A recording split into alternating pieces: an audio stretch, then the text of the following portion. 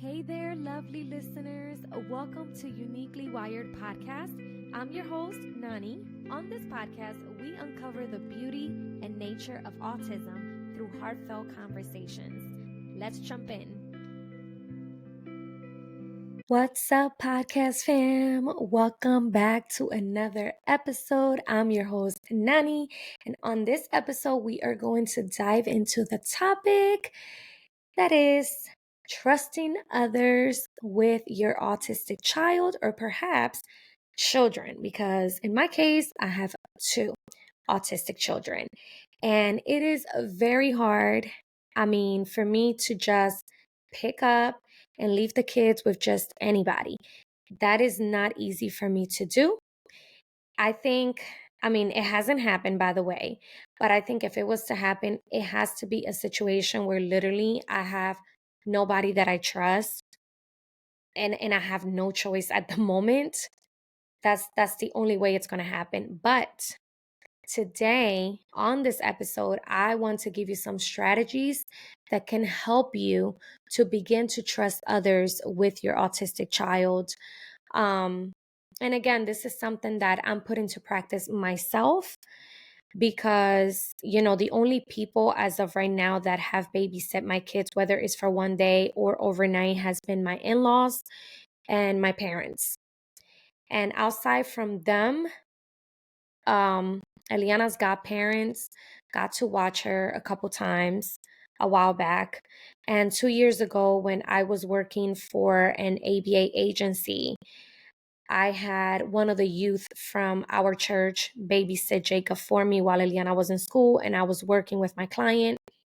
But aside from those people, I have not left my kids with anyone else. And that's not easy. But again, I have been thinking and just talking to my husband, like, there's going to be a time where either my parents are not going to be around, his parents won't be around, my close friends may not be available.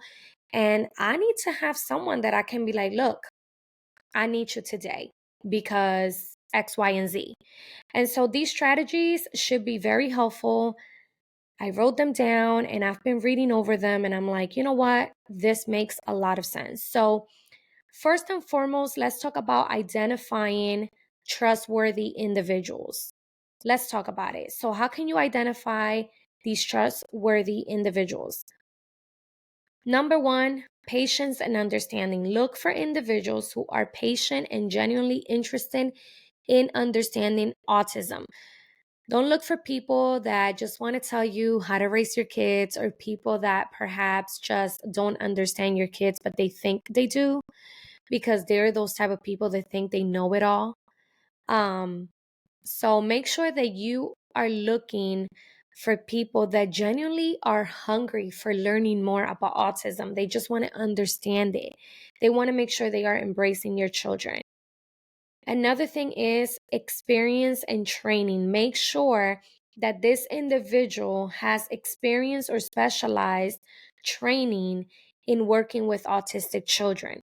Listen, when you are babysitting or taking care of or watching, however you want to call it, you know, an autistic individual, a child, or an adult, you have to have some sort of training.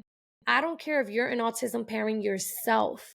I still think we need to receive some specialized training, right? Now that I'm working for my kids as their caregiver, I work for an agency that pays me, right, to be the kids' caregiver. And I've shared this a couple episodes ago. But pretty much, I had to get training. I had to get certified CPR. I had to get my clearances, even though those are my kids. So, what I'm trying to say is that whoever you hire to take care of your autistic child or children, make sure that they have some type of training. CPR, I honestly am a huge believer that everyone should be CPR certified because you just never know what could happen or what you can come across. So, just keep that in mind. Another thing is background checks and references. Conduct um, a background check and ask for references from previous families or employers. So, if this person has worked with children, ask them where they work at, who was their supervisor, what's the phone number or email. If they babysit a family member, ask for the number, give that person a call, just ask your questions, get yourself familiar with this individual. And this is what it means to actually get to know these people that are going to be watching your kids. Um, let's go into number two. And there's a couple points. But number two, gradual introduction. Gradual introduction, meaning you're not just going to throw this person in there into your house or wherever to watch your children or your kid. You are gradually going to introduce them. So a slow start. Introduce the new babysitter or caregiver gradually. Start with short visits and slowly increase the time they spend with your child. So, little by little, you guys, it's like when you start a job, they just don't throw you into the job. I mean, maybe some jobs do, but from my experience, I've had to get training, I've had to get used to what I was doing. I used to be a teacher assistant, so I had some training. I had to meet the students, I had to meet the parents. Like, it was a gradual process. It wasn't just throw yourself in and do it and figure life out. No, there was a gradual process that came with it. So, that is very important to keep in mind when you are trying to trust others with your child. Um, Another thing is supervised interaction. So, supervise an interaction to observe how the caregiver handles different situations in response to your child's needs.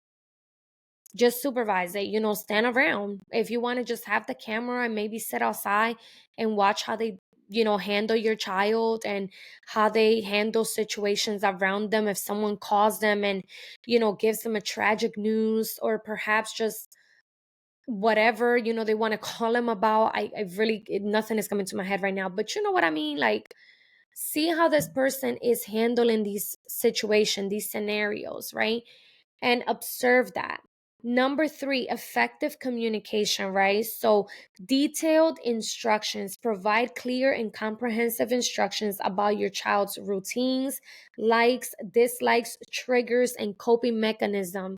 Listen, you cannot hire these people or have them babysit or watch your children without having any idea of what triggers your child, what's their likes, what's their dislikes, what are they allergic to, like anything like that. Because when they start school, if your child is in school, that they ask you if they're allergic to anything, what gives them comfort, what brings them comfort in moments of anxious times, right? So, same thing when you're trying to hire someone to babysit your child. While you do what you got to do, you can't expect them to just know what they're doing because they have experience with other children. At the end of the day, your child is unique and they are their own person. And guess what? Every autistic child is their own person. It's like the saying says, and I've said this before, just because you've met one autistic individual does not mean you've met 1,000 autistic individuals. So just because you've met one autistic individual, you have met one autistic individual. Like, that's it. That's the autistic individual you've met. They are their own person. So make sure you are being detailed. When I had the youth from our church babysit Jacob, I had to literally give her a rundown. She was looking at me like she was going a little crazy. And I told her, I was like, I know this is a lot of information. Bear with me, but you need to know all these things, because if not, you're going to go crazy, literally. And Jacob at that time was still communicating with PECs. He didn't really have his communication device at that time. So, I had to explain to her what it meant when he grabbed her, when he gave her this picture, when, I had to make sure I was involving her and making her part of our journey so she understood what she was doing and what she was getting herself into. Also, share with that person your child's preferred communication method, whether it is verbal, nonverbal, or using assistive technology. Like I just said, Involve that person, make them part of your family. Don't just hire them to hire them, but actually make them part of who you, make them part of your family. Um, Number 4, consistency and routine. Make sure whenever possible, use the same caregivers to help your child build familiarity and trust. You can't expect your child to get used to so and so just because they came 2 Sundays ago to your house or a month ago to your house. You can't expect your child to remember that. Just because you remember, you can't assume that your child is too going to remember that person. So just make sure that the person is coming around for a good amount of time before you actually leave them with your child, whether it's for a weekend, whether it's a week, whether it's one day. It's very important. Um, Next one is predictable schedules. Maintain consistent routines and schedules to provide stability and reduce anxiety for your child. And I will add in there, not just for your child, but for that caregiver as well.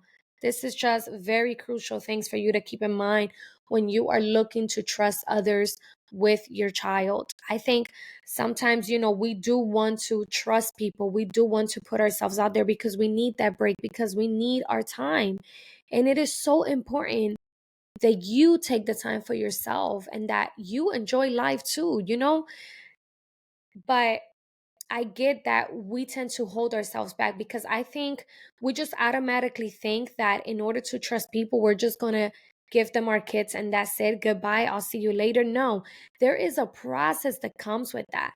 We have to build trust. We have to build a friendship. We have to build communication. We have to build a family, pretty much. This person becomes your family. Whoever becomes your child's caregiver or babysitter becomes part of your family. And you have to be confident enough that this is the person that's meant to be in your life and in your children's life. Number 5 is use visual aids. So social stories or visual schedules. This is very important. Make sure you have that. Prepare your child. Let them know. Create a social story and let them know, what's going to happen. Who's the person? Maybe get some pictures printed. Show them this is so and so. They're going to take care of you this day and that day or this week. Like, just start preparing your child, right? Don't expect them to know what's going to happen in the next few days. Number 6 is positive reinforcement. So praise and rewards. Encourage positive interactions between your child and the caregiver by offering praise and small rewards. Celebrate progress, recognize and celebrate small milestones, build in building trust both for your child and the caregiver. So celebrate those moments. Your child was able to stay with a whole stranger for the first time for a full week or even a weekend, even a day. Celebrate it. Reward them. What is it that you know that they like the most and it's going to make them so happy? Reward them with that so they know. And in their mind, they're going to remember, when I stayed with this person, mom and dad rewarded me, or mom rewarded me, or dad rewarded me. Like, just keep these things in mind, friends. Next one. Number 7, building a support network. Build a support network. Family and friends. Start with trusted family members and friends who are already familiar with your child. Start with them first so you can start getting used to, slowly letting go and slowly start feeling like, okay, I can trust, I can do this. So start like that. Join local or online support groups to connect with other parents and share trusted caregiver recommendations. Sometimes when you go to, like, I'm not on Facebook, but I'm sure there's tons of Facebook groups.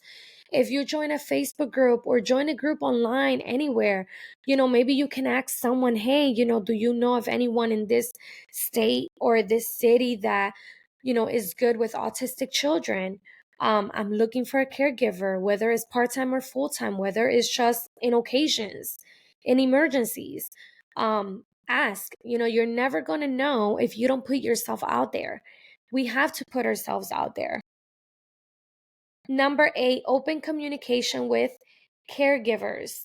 Um, regular check-ins. Schedule regular check-ins with caregivers to discuss your child's progress, any concerns, and necessary adjustments. So if you've hired this person, right, whether it's a family or a friend or a stranger, you have to make sure that you are filling them in with whatever is happening with your child, any updates, whether there's a new trigger, whether there's a new food they like or they don't like, whether, you know, there's something that they're no longer liking.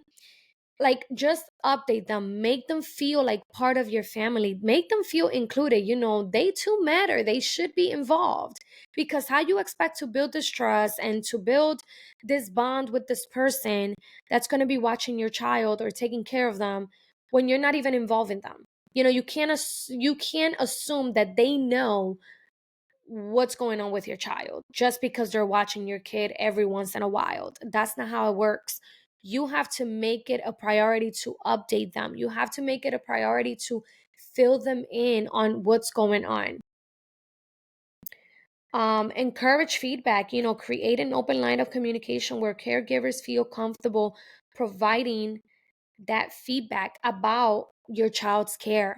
So make sure that you are providing that open and safe space for that caregiver to come to you and express to you, what's going on with your child.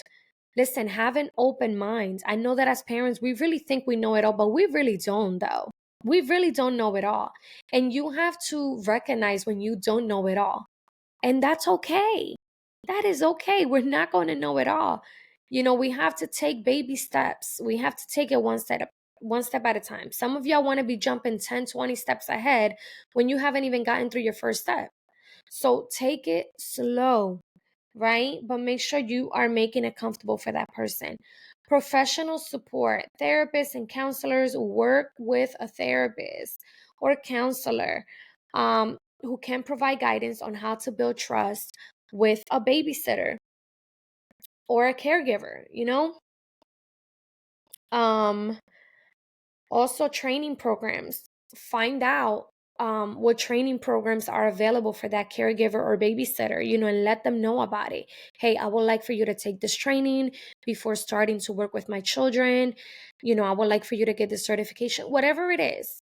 And I'm sure if that person, number one, is desperate for a job, number two, loves children, and at that autistic children, I know without a doubt they are going to be more than willing to do whatever it is that they need to do before starting to work with your child. So just keep those things in mind. And last but not least, trust your instincts. Listen, God has blessed you with discernment. He's blessed you with that mom gut, what we call it, right? That mom instinct. And listen to it. Listen, I would say as of right now, 10 times out of 10, my instinct, my motherhood instinct has been right. So don't ever doubt. Don't ever doubt it. And pray about it. God will give you that discernment. God will literally instill in you the discernment for you to know what's wrong with your child, what your child needs, even if they're non-speaking. In my case, my daughter is minimally verbal. My son is non-speaking.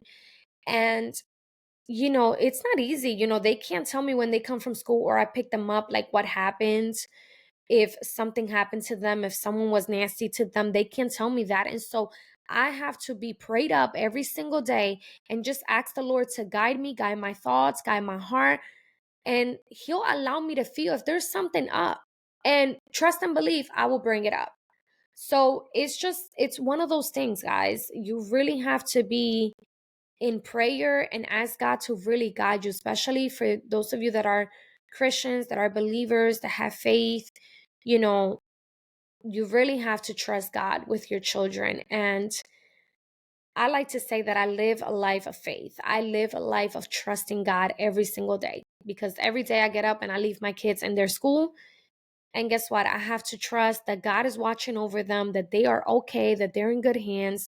No weapon formed against them will prosper. And that's what the word of God tells me. And so I have to make sure I'm making that come to life in my life before I go around and preach to the world, right? But yeah, that gut feeling, trust that. If something feels off, don't hesitate to seek another person or address your concerns immediately. And you can try a trial period. I put on here on my notes, to implement a trial period for a new caregiver to assess their um effectiveness before making a long-term commitment. So you can always like hire them for a short term just to kind of see how you feel about it and then take it from there if you want to keep them or not, you want to try someone else. So these are just some strategies that I really believe can help you feel more confident and secure in trusting others with your autistic child and their care and just having that supportive system. So I really pray and hope that this episode was helpful and insightful and that you feel prepared to move forward in having a caregiver or babysitter, especially those of you that are single parents or perhaps, don't live in the same state as your family and you're by yourself in your state or city and you're just really getting to the point where, listen, you're about to blow up, you need your time.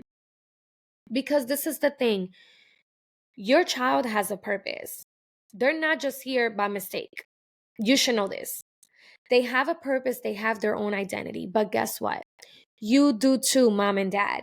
You have your own purpose and your own identity. And how can God fulfill that purpose in your life when you are so caught up in your child's purpose? How can God do that? So you have to take a step back and find, I don't want to say balance because that sounds very funny, but just find the time, be intentional with filling your cup up before you fill your child's cup up. That's just the truth.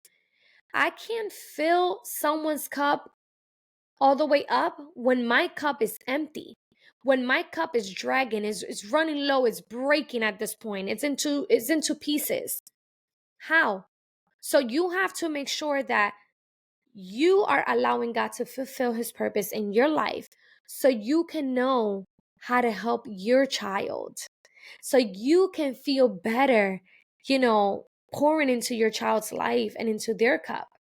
So always make sure that your cup is filled up before you try and go ahead and fill anybody else's cup, whether it's your child, your friend, your family. Always keep that in mind. Okay. So I will see you guys again on another episode. But I want to remind you to not forget to either subscribe if you're on YouTube, download the podcast on any of the digital platforms that you are listening from, whether it's Spotify, Apple Podcasts, Podbean. Make sure you download the podcast and leave a rating or review down below. It just motivates me to continue going with the podcast. Thank you guys so much for being here. And that's a wrap for today's episode of Uniquely Wired Podcast. Thank you so much for tuning in and sharing this space with me. If you enjoyed this episode, don't forget to subscribe, rate, and share. Until next time.